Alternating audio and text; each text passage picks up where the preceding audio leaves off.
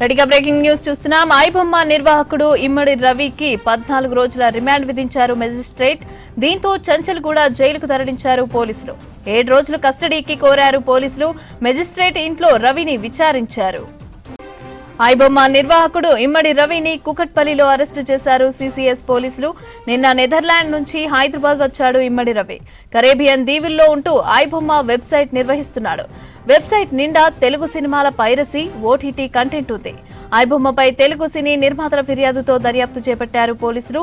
ఇక భార్యతో విడాకులు తీసుకుని ఒంటరిగా ఉంటున్నాడు ఇమ్మడి రవి. దమ్ముంటే పట్టుకోండంటూ పోలీసులకు సవాల్ చేశాడు.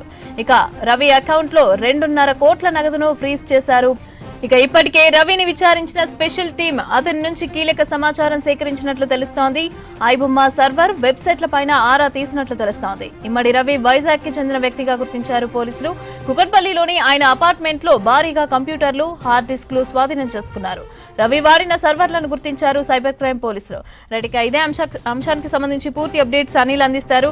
అనిల్, చెప్పండి, ఐబొమ్మ నిర్వాహకుడు రవి రిమాండ్ కి సంబంధించిన అప్డేట్స్ ఏంటి? ఐబొమ్మ నిర్వాహకుడైనటువంటి ఇమ్మడి రవిని నిన్న నెదర్లాండ్ లోని ఆమ్స్టర్డామ్ నుండి అక్కడికి హైదరాబాద్ వచ్చారు. అయితే నిన్న వచ్చినటువంటి ఇమ్మడి రవిని ట్రేస్ చేశారు పోలీసులు. అంటే ఇతన్ని మొదటి నుంచి కూడా ఇతని పైన నిఘా ఉంది. సో కుకట్పల్లిలోని రెయిన్బో విస్తాలు ఈ రోజు ఉదయం హైదరాబాద్ సిసిఎస్ పోలీసులు అదుపులోకి తీసుకొని ఈ రోజు ఉదయం నుంచి కూడా విచారించారు. సో ముఖ్యంగా ఐబొమ్మ సంబంధించి పైరసీ చేస్తూ వివిధ తెలుగు ప్లాట్ఫామ్ సంబంధించి అటు ఓటీటీ ప్లాట్ఫామ్ సంబంధించినటువంటి అటు పెద్ద పెద్ద సినిమాలు ఏవైతే ఉన్నాయో అవి రిలీజ్ అయిన గంటల్లోనే ఇటు ఐబొమ్మలో ఎక్కువగా పైరసీ చేసి ఇందులో అప్లోడ్ చేసేవాడు. సో ఇట్లాంటివన్నీ కూడా గుర్తించి ముఖ్యంగా అందులో కొన్ని బెట్టింగ్ యాప్స్ కూడా ఉంటాయి. సో అందులో ఇన్స్టాల్ చేసి తర్వాత ఎవరైతే ఈ ఐబొమ్మలో బెట్టింగ్ యాప్ సంబంధించి చూసి ఇన్స్టాల్ చేసిన వారు ఉంటారో సో ఆ ఐపీల ఆధారంగా పోలీసులు ఇతన్ని ట్రేస్ చేశారు. సో ముఖ్యంగా ఇతను ఇటు కుకట్పల్లిలోని రెయిన్బో విస్టాలు ఈరోజు ఉదయం అరెస్ట్ చేశారు. అయితే ఇతనికి దాదాపు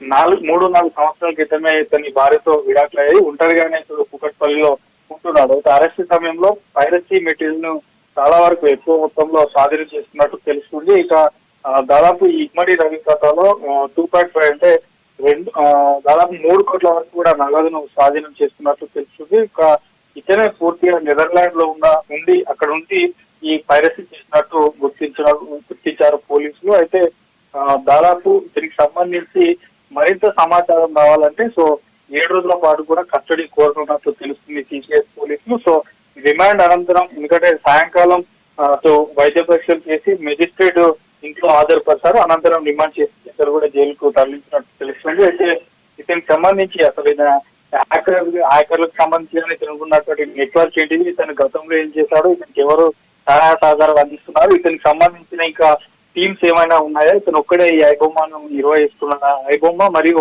బప్పం అనేటువంటి 2 పేర్లతో ఈ 2 పేర్లను కొనసాగిస్తూ ఎక్కువగా టాలీవుడ్ తెలుగు సినిమాలకు సంబంధించి ఎక్కువ ఏందో అప్లోడ్ చేస్తున్నారు. దీంతో తెలుగు సంబంధించినటువంటి సినిమా నిర్మాతలు కానీ డైరెక్టర్ కానీ కొంత ఇది నష్టాన్ని కలిగించేది కాబట్టి సో వారు ఇచ్చిన ఫిర్యాదు మేరకు పూర్తి స్థాయిలో ఇంకా విచారణ కొనసాగుతుంది. ఇంకా ఇంతకు ముందు కూడా కొంతమంది ఇందులో అరెస్ట్ అయ్యారు. సో ఇతన్ని కస్టడీ 7 రోజుల పాటు మళ్ళీ కస్టడీ కోరితే అంటే మరికొన్ని విషయాలు కూడా బయటకు వచ్చేటువంటి అవకాశం ఉంటుంది. అయితే ఈ ఎప్పటి నుంచో కూడా చాలా రోజుల నుంచి ఐబొమ్మ రవి పైన ఫోకస్ చేశారు పోలీసులు. ఎందుకంటే గతంలో హైదరాబాద్ సిబి ఆనంద్ గా ఉన్నప్పుడు కూడా అప్పుడు కూడా ఐబొమ్మ నుంచి పోస్ట్ చేశాడు, దమ్ముంటే నన్ను పట్టుకోండి అంటూ కూడా పోలీసులకే సవాలు విస్తున్నటువంటి వ్యక్తిగా గుర్తించారు పోలీసులు. సో మొత్తానికి ఇతనికి సంబంధించి కూడా ఇంకా పైరసీకి సంబంధించినటువంటి మెటీరియల్ కానీ హార్డ్ డిస్క్ కానీ సో వీటన్నిటిని కూడా పోలీసులు స్వాధీనం చేస్తున్నారు. వీటన్నిటిపైన కూడా ఆరా తీసేటువంటి అవకాశం ఉంటుంది. మనకి చూసామంటే గతంలో కూడా చూసాం చాలా వరకు సినిమాలు పెద్ద పెద్ద సినిమాలు గంటల థియేటర్ లో అటు రిలీజ్ అయిన గంటల్లోనే ఐబొమ్మలో ఎక్కువ మంది చూసేవారు, ఎక్కువ మంది ప్రేక్షకులు అంటే ఎక్కువ మంది పెద్ద పెద్ద సినిమాలు కూడా చూసేవారు ఐబొమ్మ సైట్ ఓపెన్ చేసి.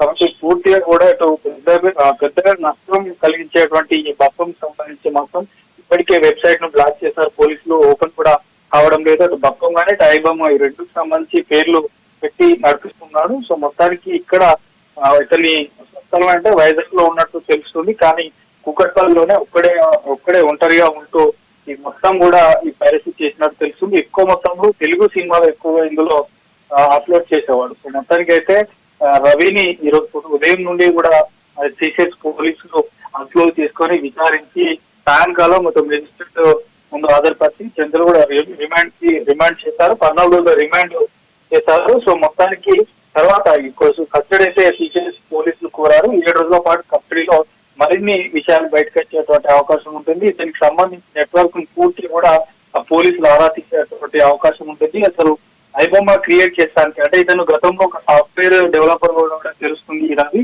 సో ఆ సాఫ్ట్వేర్ సంబంధించినటువంటి డెవలపర్ అంటే ఏ సాఫ్ట్వేర్ ఇతను రన్ చేస్తారు. సో ఆ విషయాలపైనతో పాటు సో 1x బెట్ తో పాటు మరికొన్ని బెట్టింగ్ యాప్స్ సంబంధించి కూడా ఇందులో ఉన్నాయి. సో వాటిని ఆధారంగా కూడా చేసుకొని ఈ పైరసీ చేసినట్టు తెలిసింది. సో మొత్తానికి అయితే దాదాపు 65కు సంబంధించినటువంటి ఫ్రాడ్ అంటే దీని ఏమంటారు పైరసీ చేసినట్టు తెలుస్తుంది. మనకి ఓవరాల్ గా మాత్రం ఇతను చేసినటువంటి అన్ని ఏమైతే ఈ ఏదైతే ఈ పైరసీ కాకుండా సో ఇంకేమైనా చేశాడా 65 పైరసీ వెబ్సైట్లే కాకుండా సో ఇంకేమైనా ఇతను ఇట్లాంటి పైరసీకి సంబంధించినటువంటి ఇంకేమైనా లింకులు ఉన్నాయా అన్నటువంటి విషయాన్ని కూడా పోలీసులు ఆరా తీయనున్నారు. సో మొత్తానికి అయితే ఈరోజు ఉదయం నుంచి జరిగినటువంటి అతని నుంచి తీసుకున్నటువంటి సమాచారంలో మాత్రం ఓవరాల్ గా దాదాపు చాలా వరకు పైరసీ మెటీరియల్ స్వాధీనం చేసుకున్నట్లు తెలుస్తుంది. సో పక్కా సమాచారంతో ఇతనిపై ఎప్పటి నుంచో నిఘా ఉంది కాబట్టి నిన్న హైదరాబాద్ రాగానే ఈరోజు ఉదయాన్నే సిసిఎస్ పోలీసులు అయితే అరెస్ట్ చేశారు.